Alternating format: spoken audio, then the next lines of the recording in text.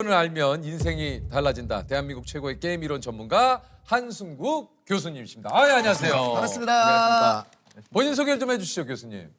예, 저는 연세대학교에서 2002년부터 지금 22년째 예. 게임 이론을 가르치고 있는 한승우라고 합니다. 그 유퀴즈 섭외를 받고 굉장히 좀 반가워하셨다고요. 예, 제가 그 수유중학교라고 아, 거기 졸업을 했습니다. 교수님 수유중학교 나오셨어요? 예, 어유. 구회 졸업생입니다. 아, 구회요? 예, 야, 반갑습니다. 제가 이제 교수님보다 조금 후배인데, 네네. 수유중 나오신 분을 이렇게 가장 뵙기가- 유명한 졸업생. 예, 그래서 제가요? 예, 아, 너무 뵙고 싶었어요. 좀 얼핏 듣긴 했는데 이게 뭔지 좀 얘기를 해주시죠. 게임 이론은 그러니까 예를 들어서 좀 설명해 드릴까요? 네네네, 예. 그렇죠. 그 여기서 어제 뭐 조세호님이 사과를 몇 개 먹었나 관심이 있으신가요 혹시? 세호 씨가 사과를 몇 개 먹었는지 별 관심이 없죠. 파악도 해보실 생각도 없으시죠? 없죠. 예. 근데 저희가 무인도에 이제 표류해서 어. 딱 먹을 거라고는 사과나무 한국인데 어, 근데 오늘 많이 먹고 계세요 사과를. 어, 그럼 신경이 쓰이실까요? 쓰이죠. 이거 우리와 생존과 연관. 맞습니다. 예, 그래서 게임 이론이라는 거는 남의 사람의 행동이 나에게 영향을 어떻게 생사를 미치나. 좌우하는 또는 아하. 나의 행동이 남에게 그 생사를 좌우하는 영향을 미칠 때를 설명하는 거예요. 이게 게임 이론이구나. 그 실제로 소프트웨어 게임 쪽에서 나오신 게 아니시군요. 그거를 다 이렇게 오해를 많이 하는데요. 저는 사실 게임 이론이라고 하시길래 게임을 만드셔서 게임 이제 프로그래머들을 키우시는 줄 알았어요. 아, 근데 그게 기원을 보면은 저희가 네. 카드 게임을 하든지 윷놀이를 하든지 거기도 남이 패가 잘 들어오면 그렇죠. 저한테 그래서 그런 애들이 노는 게임을 분석해 보니까 이것이 무슨 러시아하고 미국 관계도 설명이 되고 두루도 설명이 되더라. 그렇군요. 그래서 연관은 있습니다.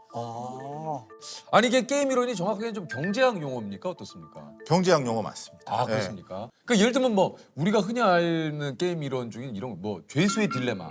어유 많이 하시네요. 게임 이론에서 처음 나온 것이 죄수의 딜레마. 아, 예. 그렇군요. 가위바위보도 또 이것도 게임 이론. 그렇죠. 아하. 네, 요걸 좀 게임 이론적으로 좀 얘기를 해주시자면 어떤 겁니까 이게? 가위바위보를 먼저 하면은 가위바위보 낼 때 가위바위보를 똑같이 3분의 1의 확률로 내시죠. 그렇죠. 근데 그렇게 보면 한 가지 제가 질문을 드릴게요. 가위바위보 중에 가위를 내서 이기면 꿀밤 한 대 때리고 바위는 2대 때릴 수 있고 네. 보자기는 3대 때릴 수 있으면 음. 사람들이 가위바위보 중에 어떤 걸 많이 낼까요? 3분의 1씩 내지는 않습니다. 이때는. 그러니까 일단은 기본적으로는 많이 때릴 수 기본으로는- 있는 거를 그렇겠죠. 왜냐면은 이제 보자기를 내면은 세 예. 대를 때릴 수가 있으니까 네. 한 번 져도 한 번만 이기면 세 대 때릴 수 있으니까 좀 보자기를 많이 낼 것 같죠. 저는 주먹을 많이 낼 것 같아요. 왠지 전략적이시네. 네, 그죠. 가위를 제일 많이 냅니다. 왜냐면 상대방이 보자기를 많이 낼 것 같으니까 아. 그거를 막기 위해서 절반을 50%를 가위를 내게 됩니다. 와, 그러면 형은 좀 이길 확률이 또 높아질 수도 있겠네. 그러니까 저는 형은 그래서 주먹을 낸다니까요. 그러니까요. 전략적이시구나. 그게 전략적이에요. 아무나 이거 MC하는 거 아니에요. 저는 그래서 주먹을 내겠다는 확실히 거예요. 메인 MC고 제가 이제 아니, 우리 MC 다 같은 MC. 보조 MC. 예. 근데 재밌네요. 재밌네요. 네, 근데 네, 조셉 네, 진짜. 그래서 그런 게 계산으로 나온다는 게 게임 이론의 매력이고요. 그 죄수의 딜레마는 잘 아시겠지만 이제 서로 묵비권을 해서 죄를 자백을 안 하면 감옥에 잠깐 있다 나오는데 서로 이제 한쪽이 한쪽을 고발하면 봐주겠다라고 해서 둘 다 그렇죠, 자백을 하면 자백을 안 했을 때보다 감옥에 오래 간다는 얘기인데 다 같이 입을 닫고 침몰을 하면 곤장 5대로 끝나는데 누군가가 얘기를 하게 되면 그 사람은 살지만 나머지가 20대씩 맞게 된다는 얘기예요. 다 같이 안 쓰면 5대예요. 좋아, 5대로 끝내. 세 명이 같은 사람의 이름을 적었습니다. 더 좁은 방으로 옮겨.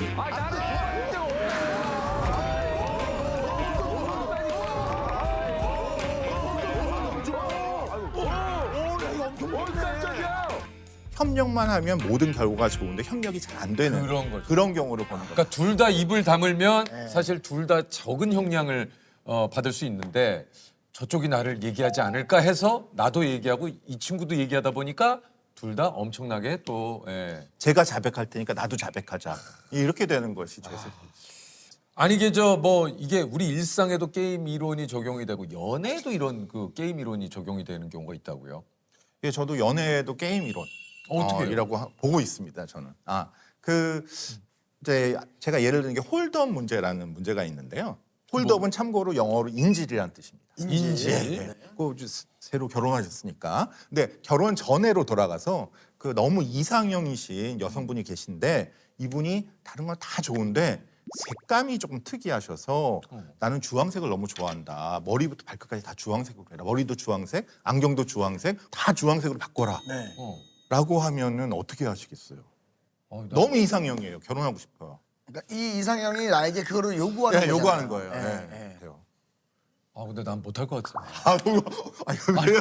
근데 어느 정도는 맞춰주는데 뭐 머리부터 발끝까지 차까지 다 주황색으로 하라 그러면 이거는 난 그건 근데 저는 사실 네, 저는 사실 맞춰줘요. 하죠. 네, 저도 좀 할 것 같아요. 이미 주황색으로 다 이미 그래? 주황색으로. 예.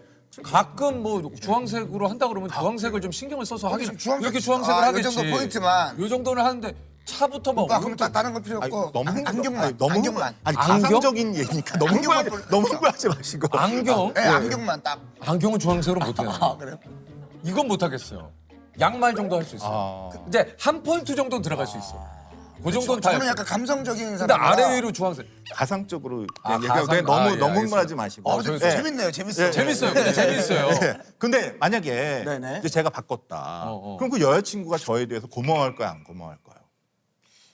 이거를 고마워한다기보다는 이 사람은 내가 컨트롤 가능한 사람이구나. 그러니까 나를 내 맘대로 네. 자기 맘대로 할 것 같아. 두 분은 게임 이론을 배우실 필요가 없습니다. 왜요? 이미 다 알고 계세요. 이게 그 자기 소원을 다 들어준 남자친구는 여자친구한테 귀한 대접을 받기보다는 그러니까. 더 함부로 대한다라는 그러니까. 겁니다. 그 이유는 주황색으로 다 바꾸면 다른 여성분들이 관심이 있겠어요, 없겠어요? 없죠. 없죠. 그러니까 너는 딴 데로 도망갈 데가 없는 거예요. 이 남자는 나밖에 없는 거예요. 너는 내 인질로 잡힌 애다. 그래서 상대방의 요구를 들어주다 보면 내가 인질로 잡히는 것과 똑같은 일이 벌어져. 그리고 나 아무리 이상형이라도 나는 그건 화내지 마시고요. 화내지 마시고요. 난 못 만나요. 그러면 내 인생도 있지. 답이 있는데 저 같으면 다 주황색으로 바꾸겠다. 단 먼저 결혼을 하자. 그래서 결혼을 한 다음에 바꾸면 됩니다. 결혼한 다음에 안 바꿔도 됩니다. 이게 예. 교수님이 그러니까 이게 또 수가 있으시구나. 그냥 그 결혼 안 하시고 이렇게 나 못 바꾼다 그러면 이가 상해서 헤어질 수 있거든요. 그치. 그러니까 그렇게 못 바꾼다라고 하지 말고 결혼을 해주면 또는 약혼을 해주면 내가 다 바꾸겠다. 그러니까 저는 사랑의 밀당이 어딨어라고 생각을 하지만 어느 정도 밀당도 그것도 게임 같은 거 아닙니까? 그렇죠. 밀당이 아닌 게 어디 있어 이렇게. 그러니까 저희는 이제 경제학에서는 대기업 중소기업 관계도 그렇습니다. 대기업이 원하는 거 중소기업이 다 맞춰서 해주다 보면 맞아. 오히려 중소기업이 대기업에 종속될 수도 있다. 이제 이런 얘기를 하죠. 그러니까 왜냐면 그러니까 이 중소기업 입장에서는 안 그럴 수가 없잖아요. 내 이 회사에 생명줄이 달려 있는데. 맞습니다. 그래서 이게 그 연애 얘기 조그만 걸로 시작하지만 사실 경제에 되게 중요한 얘기랑 다 연관이 됩니다. 맞아. 예. 중소기업이 대기업의 물건을 납품하기 위해서는 너희가 좀 생산 설비를 이렇게 해주고 이런 방식으로 공장을 짓고 해달라는 요구를 다 들어줘야 되거든요. 그렇게 중소기업이 대기업의 요구를 다 들어주면 오히려 중소기업이 대기업의 인질로 잡혀서 더 무리한 요구를 해도 그거를 참고 해야 되는 그런 경우들이 많이 생기기 때문에 대기업 중소기업 관계를 설명할 때 홀더 문제가 아주 잘 설명해 주는 모양입니다. 저 교수님 자제분께도 동그라미 교육법 뭐 되게 많네요. 뭐 메추리알 이론 뭐 동그라미 교육법은 이건 뭡니까? 이제 저희 애는 지금 뭐 대학을 졸업하긴 했지만 유치원 때 이제 뭐 장난감 가면 막 사달라고 때릴 수도 그쵸, 애들이 그러죠. 엄마 나 이거 사주면 안 돼? 나도 사. 근데 이제 제가 나 경제학자인데 애한테 경제의 개념을 좀 알려줘야겠다라고 해서 동그라미 제도라는 걸 만들어서 뭐예요? 아빠는 너에게 장난감을 안 사준다. 대신 아침에 일어나서 안녕히 주무셨어요만 해도 막 동그라미를 주는 거예요. 동그라미를. 동그라미. 근데 너는 그 동그라미가 500원짜리 장난감을 살 권리기 때문에 네 동그라미를 네가 이용해서 장난감을 사라. 라고 했죠. 그랬더니 이제 애가 확 변했습니다. 갔더니 점원 누나랑 애가 대화를 하는 거예요. 전에는 막 저보고 사달라고 때렸더니 자기 동그라미니까 이거 여기 기스 갔는데 안 깎아주느냐. 이번 주에 내가 샀는데 다음 주에 바겐세일 할인 들어가면 내가 그때 갖고 오면 돈 그만큼 돌려주느냐. 뭐 이런 걸 막 묻더라고요. 네, 그래서 제가 아주 기특하게 보다가 이제 충분히 검토했으니까 사자라고 했더니 쫙 찌려보면서 남의 동그라미라고 함부로 말씀하시면 안 됩니다. 그런 거예요. 이야. 네. 그래서 경제관념이 확실히 생겼다. 오, 좋다. 네, 네, 네. 그래서 결국은 경제과로 갔습니다. 아, 결국은 경제까지. 예. 아니 이게 게임 이론이라는 게 이제 교수님이 지금 얘기를 해주시면서 들으면 들을수록 참 굉장히 또 재밌고 흥미롭기도 네네. 합니다. 직장 상사는 내가 어떤 내 밑에 부하 직원을 승진을 시켜줬다라고 했을 때 많은 사람들이 내가 승진을 시켜줬기 때문에 부하 직원은 나를 따를 거다라고 생각하게 되고 실제로도 따르는 경우가 있지만 경제학적으로 보면 그 사람이 고마워서 따르는 게 아니라 요번에 나를 과장으로 승진시켜 주는 걸 보니까 다음에 부장으로 승진할 때도 도와줄 수 있겠다라는 마음에서 그 사람을 따르는 측면이 분명히 있다는 거죠. 그래서 미래에도 나한테 힘이 있기 때문에 따르는 거다라는 측면을 고려하면 좀 상하 관계에 더 도움이 되지 않을까 생각합니다.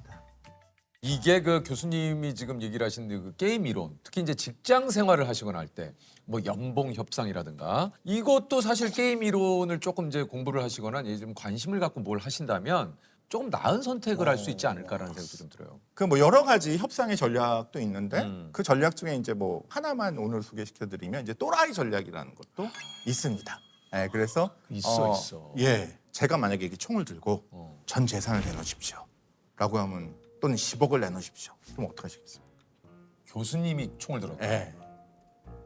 근데 교수님은 왠지 총을 들으면 대화를 좀 시도할 수 있을 거예요. 그렇죠. 네. 그런데 제가 아니라 어. 총을 든 사람이 조금 약간 술도 마신 것도 같고 약간 그렇다. 그러면 어떻게 또 대화를 하시겠습니까? 아니면 바로 준다고는 일단 줘야죠. 네, 일단 그러니까 이게 똑같은 총인데 들고 있는 사람에 따라서 제가 들고 있으면 에이 이렇게 되고 또 다른 사람이 들고 있으면 오 이건 진짜 총을 맞을 수 있겠다. 그래서 이게 그 진짜 무서운 건 총이 아니라 총을 든 사람의 마음이다라는 얘기가 있는데 그래서 내가 그렇게 조금 만만하고 이런 사람이 아니다라는 걸 평소에 조금 보여주면 제가 이걸 또라이 전략이라고 그러는데 그러면 이제 모든 협상에서 조금 우위를 차지할 수 있다라는 그러니까 거죠. 한마디로 이제 협상하더라도 뭐 예를 들면 자꾸 내가 이 회사에 그냥 눌러 앉을 듯한 분위기에 이거보다는 뭔가 나도 언제든지 옮길 수 있고 갈 수 있다. 그렇죠. 예. 뭐 약간 이런 식의 어떤 여지를 뉘앙스를 주면서 움직여야 되는군요. 그래서 게임이랄 또 중요한 게 얼마나 배짱이 있고 리스크 테이킹 하냐예요. 그러니까 약간 배짱을 부리고 하다 보면 진짜로 가라 그러면 잘릴 수도 있어요. 근데 그럴 수 있다라는 상황은 가지고 협상을 해야 그렇죠. 돼요. 그거는 그렇죠. 각오는 좀 하고 하셔야 된다라는 해야 되는 얘기죠. 리스크 테이킹 없이 협상을 잘할 방법은 없습니다. 아니 그 저 경제학과 교수님이다 하면 어떤 얘기를 좀 많이 들으세요? 제가 처갓집 가면 항상 듣는 얘기가 주식. 예. 그럼 제 와이프가 화를 버럭 내면서 이 사람은 그런 거 하는 경제학자 아니다. 라는 얘기를 하는데 참 저희도 잘 모르고 제 주변에 주식해서 성공하신 경제학자분들이 많지 않아요.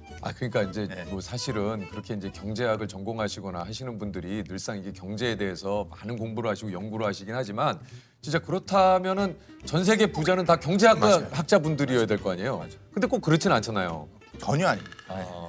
저는 돈을 경제학이 많이 벌게는 못 해주지만 그 넉넉하게 살 수 있게 해준다고 생각해요. 왜냐하면 돈은 벌어도 부자가 아닌 게 제가 1억을 벌어도 2억을 쓰면 저는 빚에 쏟아내는 거고 1,000만 원만 벌어도 제가 100만 원 쓰고 다 저축하면 900만 원의 부자가 될 수 있는 거거든요. 그래서 이거는 경제학은 사실은 돈을 버는 것도 있지만 번 돈을 어떻게 내가 꼭 필요한데 오밀조밀 쓰고 저축을 해서 또 투자를 할 수 있느냐 이제 그런 거에 대한 그래서 이제 빛나는 사람은 공격수지만 게임을 이기는 사람은 수비수란 얘기가 있듯이 수비에 대해서 경제학이 더 많은 것을 알려줍니다. 멋있는 얘기네요. 네. 맞아요. 골 많이 넣어서 5점을 넣더라도 6대5로 지는 맞아요. 의미가 없잖아요. 맞아요. 그러니까 번 돈을 어떻게 관리하느냐가 사실은 경제학 교과서의 한 90%를 차지한다고 보시면 돼요. 아니 이게 저 투자 관련해서도 좀 질문을 좀 많이 받으시잖아요. 예. 근데 저는 그 주식 투자 이렇게 생각하시지 마시고 그러니까 제가 일을 해서 벌 수도 있는 거잖아요. 근로소득. 그렇죠. 저희 다 근로소득으로 일해서 그게 벌잖아요. 제일 중요하죠. 예. 네. 그러니까 제가 조금 안타까웠던 게 제 제자 중에 선생님 제가 지난달에 100% 이익을 올렸습니다. 그런 학생이 있어요. 그래서 어마어마한 수익이네요. 수업도 잘 안 나오고 그래서 얼마나 올렸냐 그랬더니 제가 100만 원 투자했는데 100만 원을 벌었다는 거예요. 그래서 내가 아이고 네가 그 시간에 공부를 해서 조금 더 좋은 직장에 취직하는 게 옳은 것이 아니겠냐. 그래서 차라리 그 시간에 회사에 좋은 데 취직해서 승진하는 게 더 좋고 나중에 그렇게 해서 모은 돈을 불리는 것도 방법이다. 그래서 저희가 꼭 주식 투자만 생각하는 게 아니라 여러 가지 저희가 수입을 올리는 방법들이 있는데 그걸 골고루 생각해서 지금 시기엔 내가 어떤 거에 중점을 둬야 되느냐 해서 분산 투자라고 그러죠. 그러니까 우리 인생에서 가장 중요한 거는 시간입니다. 자기 시간을 주식에 할 거냐 회사 일에 할 거냐 이거를 잘 판단하는 지혜가 가장 중요한 것 같습니다. 맞아요. 그러니까 사실 이게 저 어떻게 보면 주식 투자로 어마어마한 성공을 거둔 분들도 이게 사실 확률적으로 봤을 때는 그런 분들이 그렇게 많지가 않아요. 예. 맞습니다. 예, 예. 그게 중요하거든요, 사실은. 맞습니다. 그 워렌 버핏이라고 워렌 버핏. 지금 80조라는 얘기도 있고 뭐 200조라는 얘기도 있고 그런데요. 네. 예. 예, 그분이 지금 94세십니다. 그러니까요. 예. 근데 혹시 그분과 모든 재산과 몸을 바꿀 수 있다면 바꾸시겠어요?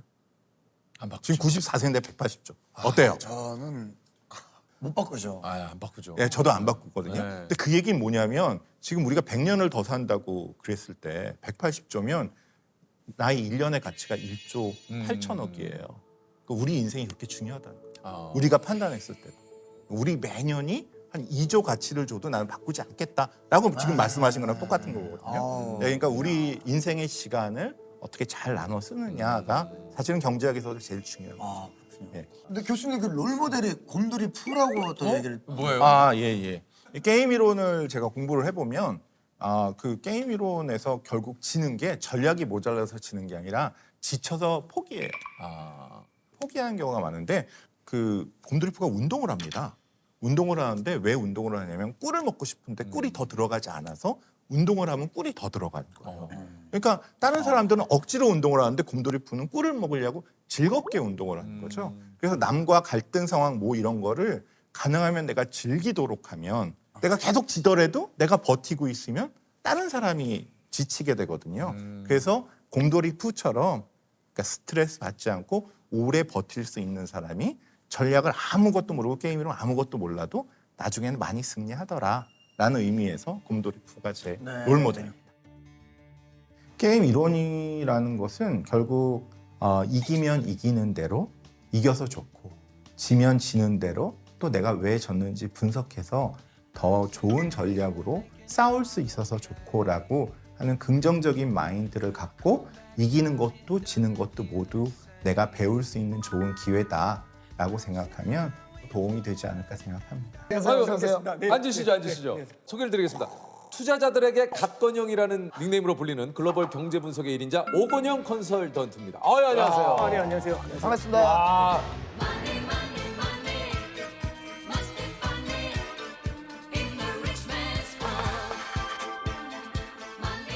사실은 그죠? 뭐 주식시장이 요즘에 뭐 좋지 않잖아요. 맞죠? 그렇죠, 그렇죠. 네. 예. 조셉은 어떠세요?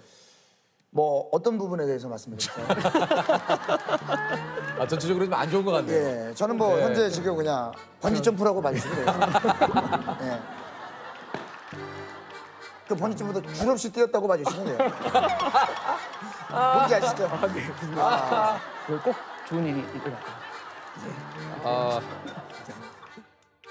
그런데 이제 국내에서는 금융 위기급 물가 대란이 온다. 아, 네. 이게 뭐 요즘 그 언론에서도 계속 뭐 스태그플레이션, 뭐 인플레이션, 뭐 얘기가 굉장히 많아요. 네네네. 이게 좀 전체적인 상황에 대해서 좀 얘기를 해주시죠. 지금 아니, 뭡니까 이게? 이게 굉장히 많이 나오는 얘기 중에 핵심은 결국에는 인플레이션입니다. 인플레이션. 인플레이션이 왜 화두가 되느냐? 40년 만에 인플레이션이거든요. 그러니까 사람들이 여태까지 만나지 못했던 괴물을 40년 만에 만나니까 너무 당혹스러운 거죠. 지금 이야기에 훅 네. 빠지는데 일단 인플레이션부터 좀 설명을 해주세요. 네, 인플레이션이요. 이게 뭐 저희가 알기로는 물가 상승이다 네, 알고 있는데 네. 인플레이션이 발생하면 어떤 일이 발생을 하는 거예요? 일단 첫 번째 쫙 보시면 인플레이션이라는 건 우리가 이제 물가가 상승한다라고 해석할 수도 있지만 이걸 뒤집어 말하면 화폐 가치가 하락한다고 할 수도 있어요.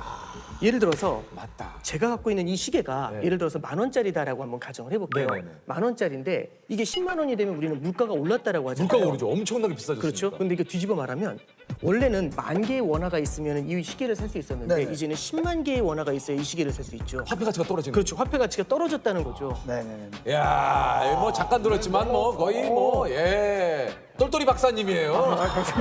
똘똘이 박사님. 감사합니다. 예? 이게 10,000원이었어요. 10만 원이 되는. 어떻게 됐어? 야, 굉장히 그 보시는 시청자 여러분들께서도 아주 쉽게. 굉장히 또 설득력 있게 이야기를. 그렇죠. 정말 쉽게 설명해 주셨어요.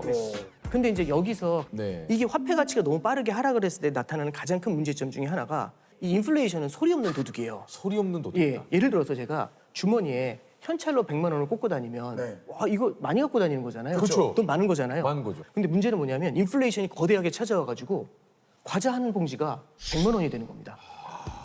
그러면 아무 말도 없었는데 제 100만 원의 가치가 확 휴지 조각이 돼버리는 거잖아요. 이게 뭐지? 이 느낌이 되는 거잖아요. 그래서 결국에는 현금을 버는 근로자들의 어떤 생활 환경 이런 것들이 굉장히 어려워질 수 있고요. 요즘 이거에 더불어서 스태그플레이션이라는 얘기가 나옵니다. 이게 이거는 뭡니까?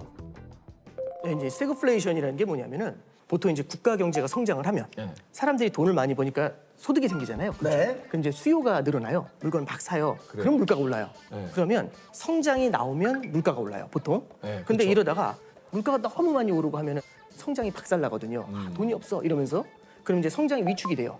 그럼 소비가 줄어들고 수요가 줄어드니까 물가가 내려가겠죠. 예, 그렇죠. 그러면 우리가 짝을 지으면은 성장이 좋아지면 물가가 올라요. 그렇죠. 성장이 떨어지면 물가가 떨어져요. 네. 이렇게 페어가 딱 잡히는데 이게 지금 말씀하신 게 인플레이션이고 저게 그렇죠. 디플레이션이고. 이게 인플레이션, 이게 디플레이션. 디플레이션. 그렇죠. 근데 네. 이게 이상하게 엇박자가 나면은 이런 일이 벌어져요. 성장이 둔화가 되는데 물가가 뛰어요. 이걸 스태그플레이션이라고 해요. 성장이 둔화가 되는데 물가가 오르고 있죠. 화폐 가치가 하락을 하는데 성장을 바라보면서 돈의 공급을 늘리면 그 화폐 가치가 하락하는데 돈의 공급이 늘어나면 잠깐만요. 지금 어느 순간도 어디서 놓쳤어요? 솔직하게 얘기해. 어디서 놓쳤어? 솔직히 솔직하게 얘기해. 성장에서 놓쳤어요. 성장. 성장. 성장이 어디 어디 성장이면 스태그플레이션. 아, 스태그플레이션. 어디서부터? 솔직히 플레이스테이션 하고 싶어요. 너무 보내. 지금 죄송해요. 죄송합니다. 앞에까지 좋았는데 똘똘 박사님. 지금 사실 여기서 제가- 못 쫓아왔어요. 어디서 가냐면 이거 어려웠어요. 스태그플레이션이 좀 어려웠어요. 스테이크 들어가면서 미국 속으로 그러니까 빠졌어. 미국 속으로. 요게 간단하게 얘기하면 이제 그 물가가 상승하는데 경기가 침체되는 어떻게 보면 최악의 상황 아닙니까? 그렇죠. 예. 이렇게 간단하게 정리하면 네, 어떨까요? 그렇습니다. 그렇게 가시죠. 오히려 좀 쉬었어요. 쉬었죠. 네, 쉬었어요. 쉬었어요. 아니 이제 최근에 금리가 많이 올랐습니다. 네. 인플레이션이 물가 상승을 뜻하는데 그래서 요즘 금리가 오르는 겁니까? 네, 그렇습니다. 이게 이제 잘 예. 보시면은 인플레이션 자체를 갖다가 그냥 놔두면 별로 안 좋은 게 이런 문제가 생겨요. 예를 들어서 지금 은행에서 금리를 1년에 2%를 드려요. 네. 와, 이게 너무 적게 주잖아요. 근데 금리를 한 4% 정도 드려보죠. 그럼 이게 2배잖아요. 이게 대박이다. 이렇게 은행으로 가야죠. 그렇죠. 은행으로 가야죠. 근데 문제는 뭐냐면 만약 물가가 10%씩 오르면 그럼 이 정기예금 하면 안 되잖아요. 안 되죠. 그렇죠. 정기예금을 안 하고 물건을 사야겠죠. 그렇죠. 물건 언제까지 사야 되냐면 물가가 오르기 전에 사야 되겠죠. 그러면 미래에 살 걸 현재로 땡겨가지고 더 사요. 그러면 지금도 물가가 이렇게 심각하게 높은데 빵 터지면서 인플레이션이 훨씬 더 심각해지겠죠. 이게 이제 가장 큰 문제가 돼요. 그래서 이런 걸 해결하는 방법은 뭐냐면 4% 앞에다 일자를 붙이면 14가 되죠. 네, 그러면 이제 이쪽으로 안 넘어가겠죠. 물건 사려고. 그래서 기본적인 컨셉은 뭐냐면은 물가가 너무 세게 올라가면 이 세게 올라가는 물가를 제압하기 위해서 금리를 끌어올리는. 그래서 요즘 보면은 한국은행에서 기준금리를 인상한다. 이런 얘기가 나오는 이유가 이제 이런 데 있는 겁니다. 요거 한번 좀 본격적으로 한번 여쭤보도록 하겠습니다. 주식 이야기를 안 할 수가 없어요. 사실 지금 예. 약간 이제 금리 이야기나 이런 거 할 때 또 이렇게 계셨다가 주식 이야기 나도 모르게 그렇게 된다니까. 전문가님이 종목을 알려드리는 게 아니에요. 네, 종목을 알려드리는 게 근데 아닙니다. 그만큼 네. 다시 또 이야기에 또 쫑긋 이게 어쩔 수 없거든요. 이게 시장이 워낙에 불확실성이 너무 커요. 불확실성이 저변에 깔려 있잖아요. 이렇게 됐었을 때는 추세적인 상승이나 이런 게 나타나기가 쉽지가 않아요. 최근 같은 경우가 참 답 없는 얘기들이 많이 나오는 이유 중에 하나가 첫 번째는 러시아 우크라이나 사태. 일단 예측이 안 되잖아요. 예측이 안 되죠. 얘네들이 산유국이고 그다음에 곡물을 수출하는 국가들이에요. 그러니까 여기서 전쟁이 터지니까 물가가 굉장히 많이 뛰잖아요. 그게 아까 전에 말씀드린 것처럼 인플레이션을 자극을 하고 있는 겁니다. 인플레이션이 어떻게 될지 알 수가 없고 인플레이션을 잡기 위해서는 금리를 올려야 된다는 말씀드렸잖아요. 네. 금리가 어디까지 오를지가 알 수가 없어요. 그러니까 예측하지 못했었던 일들이 계속 일어나니까 시장이 계단식으로 하락을 하거든요. 그래서 이런 원인들 있죠. 안 좋은 불확실한 원인들 이런 것들을 모니터링을 하면서 조금은 기다려 보시는 게 지금은 좋을 것 같습니다. 네. 아, 참 진짜. 자, 그렇다면 여기서 하나 더 의문점이 생깁니다. 자, 매수합니까? 제가 굉장히 꺼내놔요. 굉장히 지금 들어가요, 지금. 지금 바로 갈 수 있어요. 지금 한 300만 원까지 살 수 있어요, 제가. 요즘 이제 투자하는 그 분들하고 이제 얘기를 하다 보면은 이제 이 질문이 제일 큰 것 같아요. 많아요. 이거 지금 되게 이 질문이 많아요. 제일 많은 것 같아요. 네. 근데 사실 이렇게 좀 불확실성이 높을 때는요. 지금 많이 떨어졌으니까 들어가야겠다 이런 걸 예단하는 건 좋지 않은 것 같아요. 주식시장도 굴곡이 있거든요. 지금은 살까 말까 이런 것들을 고민하는 것보다는 살아남을 수 있는 좋은 기업인지 튼튼한 기업인지 이걸 바라보면서 지금 자기가 갖고 있는 포트폴리오를 다시 한번 냉정하게 보는 게 중요한 것 같아요. 예전에 강방천 회장님이 그런 얘기를 했어요. 그 주식을 사놓고 수면제 먹고 10년 자라. 말씀의 의미는 이해가 되는 것 같아요. 예. 근데 이제 예를 들어서 상장 폐지가 되는 기업들도 있거든요. 그러니까 이제 자고 일어났는데 상장 폐지도 있습니다. 그렇죠. 저는 그래서 이제 그게 꼭 이제 10년이라는 시간을 딱 놓고 생각한다라기보다는 너무 샀다 팔았다 그렇죠. 이거에 네, 굉장히 그렇죠. 어렵잖아요. 그러니까 그런 거 잘못해서 따라가다가 고점에 들어가서 저점에 나오고 고점에 들어가서 이렇게 되거든요. 왜 우리는 그럴까? 저점에 들어가서 고점에 나오는 게 아니고 고점에 들어가서 저점에 나올까? 그러니까 올라갈 때 산 순간 내려가잖아요. 예. 그래서 이제 너무 마켓 타이밍을 따라가는 것보다는 좋은 기업이라는 확신이 있다면 그걸 사고서 진짜 장맛이 날 때까지 기다려라. 그렇죠. 그런 컨셉에서 말씀하셨을 겁니다. 꼭 그거 참 이상하게 내가 사면 내려가고 내가 팔면 올라가고 왜 그런지 모르겠어요. 그래서 좀 뭔가 좀 기다릴 필요가 있는 거잖아요. 네. 프로그램도 잘 되려면 어느 정도 좀 기간이 필요한데 바로 어떤 흥망성쇠를 원하면 그건 안 되는 그렇죠. 거예요. 예. 흥망선쇠를 원하면 다 거기 포함이 돼 있는 건데. 흥하고 망하고. 그러니까 이제 너무 흥하기만 해요. 죄송합니다. 좀 잘못 무조건 오늘 이 단어는 써야겠다고 생각을 했는데 잘못 썼어요. 이 단어를 무조건 써야겠다고 생각을 했어요.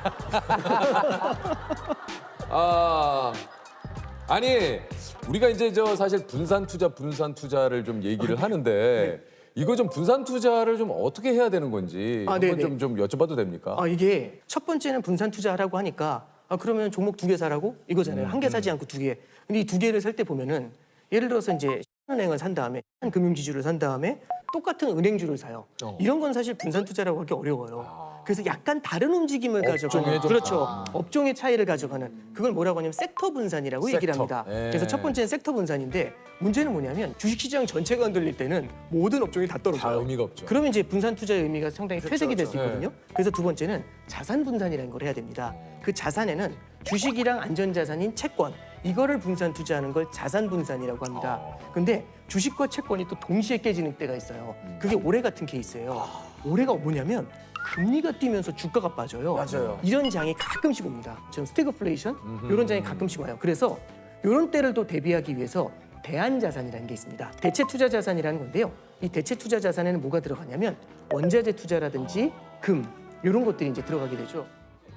그러면 예를 들어서 네. 유재석이라고 하는 회사가 있고 네. 조세호라고 하는 회사가 있다. 예. 100%라는 돈이 있어요. 네. 분산 투자를 한다면 몇 예. 프로씩 이렇게 좀 굉장히 날카로운 질문이신데 궁금합니다. 굉장히 이제 아, 예를 들어서 그렇구나. 이제 좋은 것과 나쁜 것의 기준으로는 60대 40.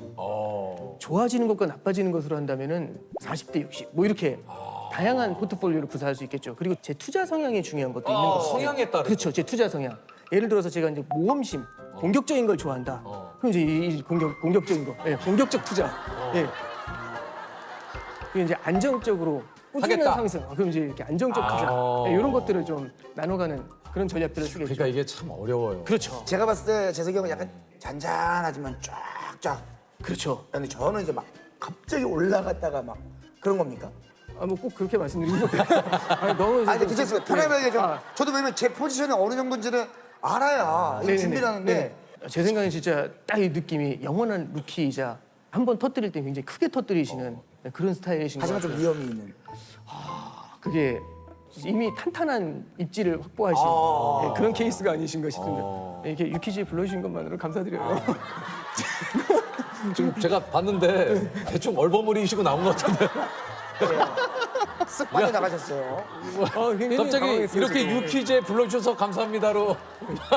잘 빠져나온 것 같아요. 예. 조셉도 원하는 답을 못 얻었고. 네네네.